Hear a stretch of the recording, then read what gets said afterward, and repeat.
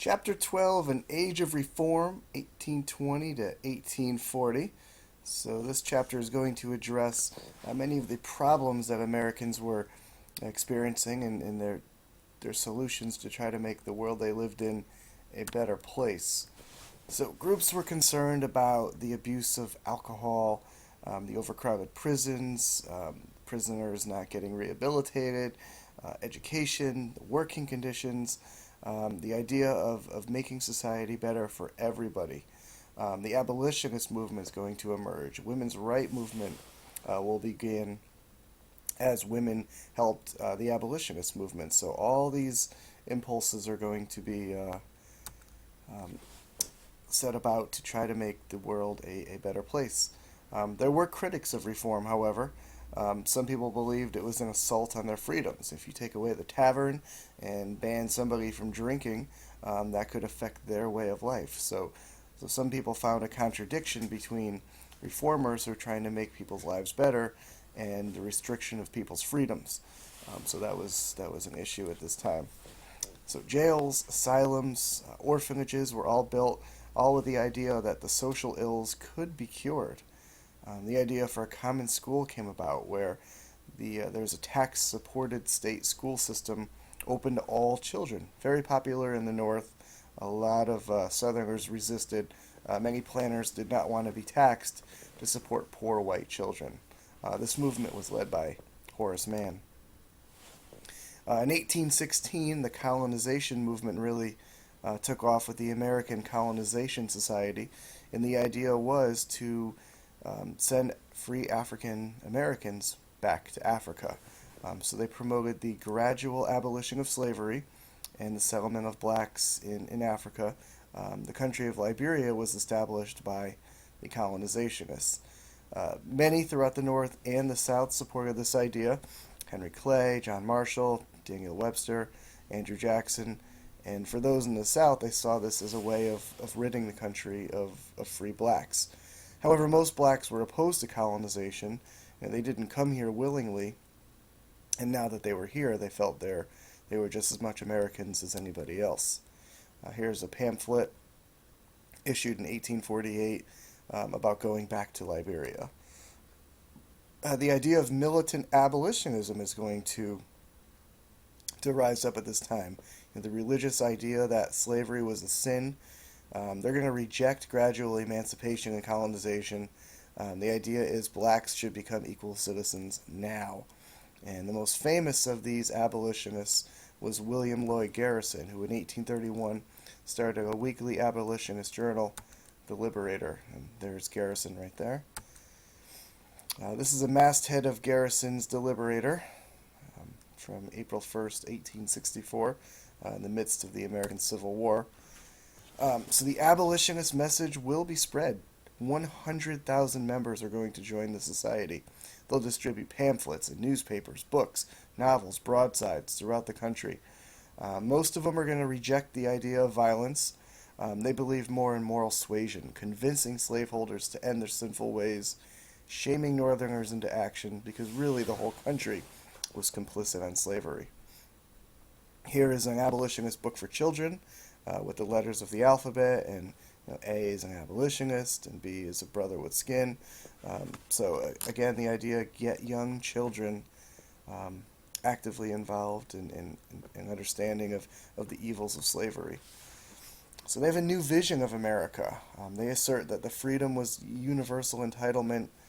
This is in an age when freedom and citizenship were associated with whiteness, and they want this to spread to blacks. Your birthplace, not your race, should determine who is an American. And William Lloyd Garrison, about the Constitution, said it's a covenant with slave owners. And Frederick Douglass believed that the Constitution offered no protections against slavery. So it was time to make a change. Absolutely. Here's a rare photograph of an abolitionist meeting in New York State around the year 1850. And we can see Frederick Douglass right here.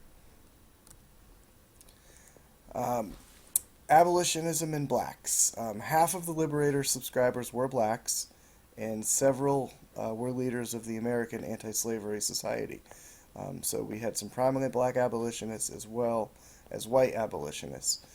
Perhaps the most influential book of the entire 1800s was Harriet Beecher Stowe's Uncle Tom's Cabin, written in 1852, which really opened Americans' eyes to the horrors of slavery. This is a scene from her book where a mother and child are crossing the Ohio River to escape slavery. Violent hostility is going to ensue. Some Northerners are going to oppose this movement, fearing that Union jeopardized loss of profits, overthrow of white supremacy. Mobs are going to disrupt meetings, destroy printing presses, assault and murder people. Garrison himself was nearly lynched, and an anti-slavery editor, Elijah Lovejoy, was actually killed by a mob. And in terms of slavery and civil liberties, Jackson's Attorney General will remove literature from the mail, okay, which goes against our freedom of speech. And the House of Representatives adopted the gag rule, which was the movement's first free speech struggle, where anti-slavery literature was not allowed to be heard in Congress. Like I said previously, the origins of feminism are going to be rooted in the abolitionist movement. We'll see the rise of the public women. Women could not vote at this time, but they could circulate petitions, attend meetings, march in parades, speak in public. Many women supported abolitionism, temperance, building asylums for those in need, and other reforms. Two very famous early feminists, Angelina and Sarah Grimke. They were daughters of a South Carolina slave owner. They attacked slavery, they denounced it, and advocated equality of the sexes. Elizabeth Cady Stanton, Lucretia Mott, organized the Seneca Falls Convention in 1848, and they're going to fight for women's rights and abolition. And they're raising the issue of women's suffrage for the first time. Unfortunately, it's going to be another 70 years until women will actually gain the right to vote, unfortunately. Women were subordinate to male authority. That was not right. They were denied education, employment, property, and wages. Children would go to the father in the event of divorce. Women were deprived of an independent legal status when they were married, restricted to the home. So all of these issues were fought by the feminists. Here's an image of women getting education, 1850. And we're going to see a breakup in the abolitionist movement, and a lot of it had to do with disagreements over a woman's proper role in abolitionism. Women were appointed to business committee on the American Anti-Slavery Society, and the movement accomplished the most important work. It's going to spread the message of anti-slavery throughout the North. So the reform movements are going to have some success, and it's going to be another decade until the Civil War starts, but the abolitionist movement leads to the feminist movement, and we still see reform movements to this day. So a very important part of American history.